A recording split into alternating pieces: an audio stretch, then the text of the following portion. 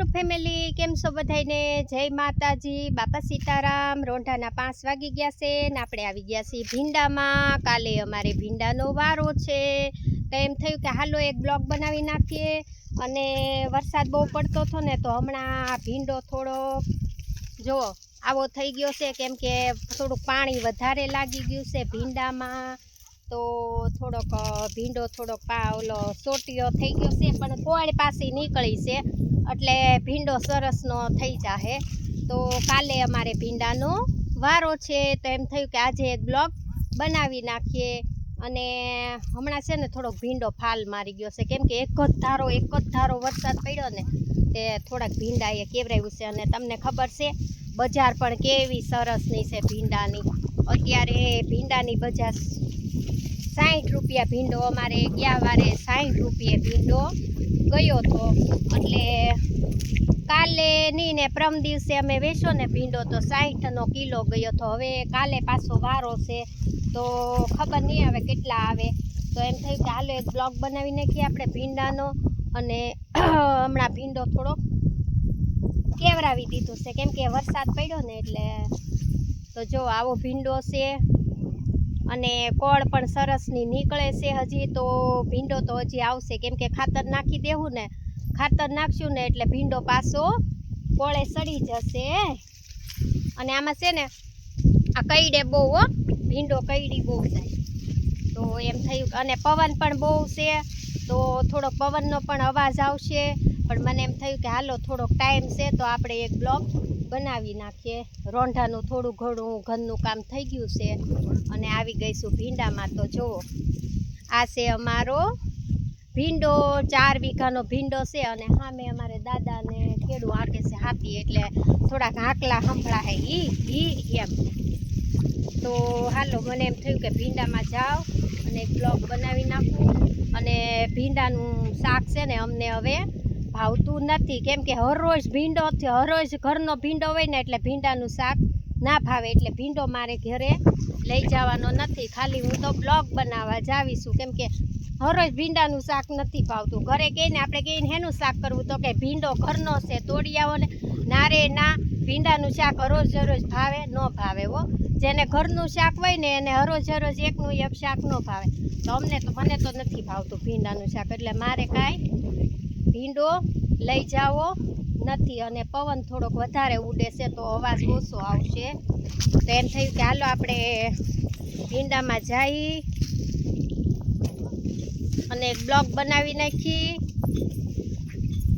અને ભીંડો કાલે ઉતારવાનો છે, ભીંડાનો વારો છે અને ભીંડો હું જોવા જ આવી કેટલોક ઉતરશે પણ ભીંડો હરવ ઉતરશે ભીંડો તો સીંગું બહુ છે, સીંગું ઘણી બધી છે એટલે કાલે ભીંડો ઉતરશે। અને ભાવ પણ સરસનો છે। ગયા વારે તો 60 રૂપિયા આવ્યા હતા, આ વારાની બહુ ખબર નથી હવે કેમ કે વારો છે ને દર વખતે બદલી જાય, દર વખતે વારો બદલી જાય। આ ભીંડામાં તો આવીશું પણ ભીંડો કઈડે બહુ એ ખબર છે, બહુ કઈડી જાય એમાં લાળું બહુ હોય ને એટલે ભીંડો કઈડી બહુ જાય। પણ બ્લોગ બનાવો હતો ને એટલે તો હું ભીંડાની અંદર આવી ગયું કે હાલો એક બ્લોગ બનાવી નાખીએ। હાશ આંખમાં કંઈક પડ્યું તો જો આ છે અમારે ભીંડો, 4 વીઘાનો ભીંડો છે અને ભીંડાનો ભાવ પણ અત્યારે સરસનો છે, ભીંડાનો ભાવ પણ સરસનો છે। અને જુઓ કેવા હિલોળા લે છે ભીંડો સરસનો। અને આ બાજુ થોડોક ભીંડાએ કેવરાવી દીધું છે પણ આ બાજુ પાછો સરસનો ભીંડો છે। આમાં શું હોય થોડોક વરસાદ વધારે હોય ને એટલે ભીંડો થોડોક ગમે એ શાકભાજી થોડુંક કેવરાવે પણ આ બાજુ થોડોક હોય, આ બાજુ નથી વાંધો આવ્યો, આ બાજુ બહુ સરસ ભીંડો છે। જો એક જ સરખો બધો ભીંડો, બધો એક જ સરખો ભીંડો છે તો એમ થયું કે હાલો ભીંડામાં જઈએ થોડીક વાર ભલે કઈડે પણ એક બ્લોગ બનાવી નાખી। અને વાતાવરણ પણ સરસનું છે, બહુ આગળ નથી જવું નકર તો ભીંડો બહુ કડશે કેમ કે જેમાં આગળ હાલી ને એમ ભીંડો બહુ મોટો આવતો જાય છે। તો હાલો ને બતાવીશ દઉં હું થોડોક આમ તેમ કરતી જાઉં, બીજું તો શું કરું। આ ભીંડો કઈડે બહુ બારા નીકળીને પછી બહુ કડશે જો. અને પાછો બેઠો છે પણ સરસનો. અને આને નવી કોયલ પણ આવી ગઈ છે. આ ભીંડાનો વારો પૂરો થાય ને તો નવી કોયલનો ભીંડો શરૂ થઈ જાય. જુઓ કેટલા ડોડવા પણ આવેલા છે. 2 ભીંડો છે અને બાજુમાં પાછા 5 ખીલ્યા છે ભીંડો જુઓ. એટલે પાછો આ વારો કાલે વારો ઉતારશું એ વારો નહીં, અને પાછો 2-3 દી કેળે વારો ઉતારશું ને એમાં આ બધા આ ભીંડોલી છે ને, આ ભીંડોલી બધી મોટી થઈ જાય સરસની. જો આ બધો ભીંડો જ છે. કેટલી છે? 1 2 3 4 5 6 સિંગ છે. તો આ તો કાલે વધી જાય. આ સિંગ તો લેવાઈ જાય, પણ ઓલી સિંગ છે ને આ વારે નહીં ને ઓલા વારે ઉતરશે. તો જુઓ ભીંડો પણ સરસનો છે અને ભાવ પણ સારો છે. 60 રૂપિયા ભાવ આવ્યો હતો અમારે ગયા વખતે, અને કાલે પાછો વારો છે. હવે ખબર નહીં કે કેટલો ભાવ આવે કાલનો, કેમ કે દરરોજ માર્કેટમાં ભાવ છે ને બદલે, અલગ ભાવ હોય. તો જુઓ ભીંડો સરસનો છે, પણ આ ગયા વારે તો ઓછો ઉતરશે, ઓલા વારે તો થોડોક વધારે ઉતરશે. જો સિંગું પણ બહુ બધી દેખાય છે.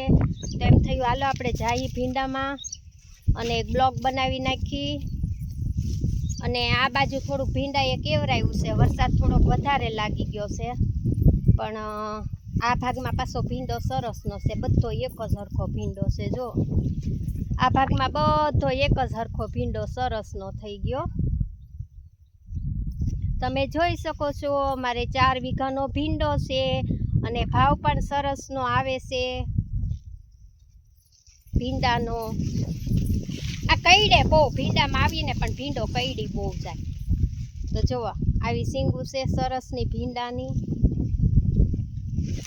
તમને ભીંડો ભાવતો હોય તો અમારી વાડીએ આવજો અને ભીંડો લઈ જાજો શાક કરવા. અમારે ભીંડો ઘણો બધો છે બાપા સીતારામની દયાથી જુઓ.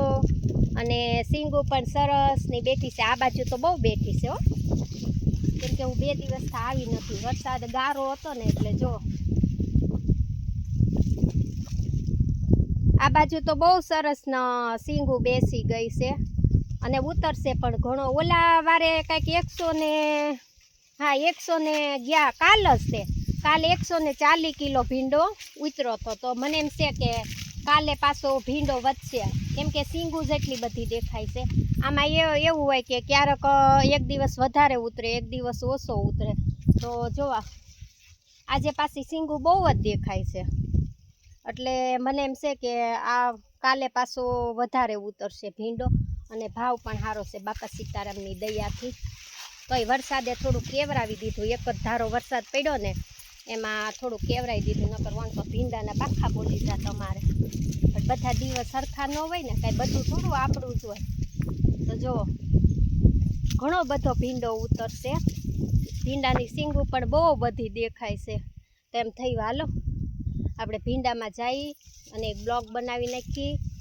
અને ભીંડો ક્યાંક થોડો કેવરાયું છે ને આમ તો બધો ભીંડો સરસનો છે. સિંગું પણ ઘણી બધી છે. મને એમ થતું નહીં ઉતરે આ વારે, પણ આ વારી ભીંડો તો ઉતરશે. અને હમણાં ભીંડાનો ભાવ પણ સારો છે, એટલે ભાવમાં ભીંડો આવી જાય, નહીં વાંધો આવે.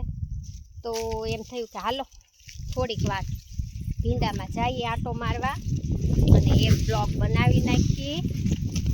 તો આ છે અમારો ભીંડો 4 વીઘાનો છે વાવેલો, અને મરસી છે 1.5 વીઘાની વાવેલી. તો એમાં જે ખાતી હાલે છે અને પછી મરસી પાડી નાખશું. એટલે મરસીને તો હજી વાર લાગશે, કેમ કે 15-20 દિવસ જ થયા છે હજી મરસી સોંપી એને, એટલે મરસીને તો હજી વાર લાગશે. તો આજે તો હું ભીંડાની અંદર આવી ગઈ. બહુ કઈડે ભીંડો કઈડી બહુ જાય. એમ થયું કે હાલો એક બ્લોગ બનાવી નાખી સરસનો, અને વાતાવરણ પણ સરસનું છે આજે. તો એમ થયું કે એક બ્લોગ બનાવી નાખીએ. અને મરસીમાં હાલે છે હાથી, ખેડૂ હાંકે છે અને દાદા થોડીક મહેનત કરાવે છે. તો જો આ છે ભીંડો, અને ભીંડો કાલે ઉતરશે સરસનો, નહીં વાંધો આવે. તો હાલો આપણે ધીમે ધીમે બહાર નીકળી જઈએ. ભીંડો કઈડી બહુ જાય છે.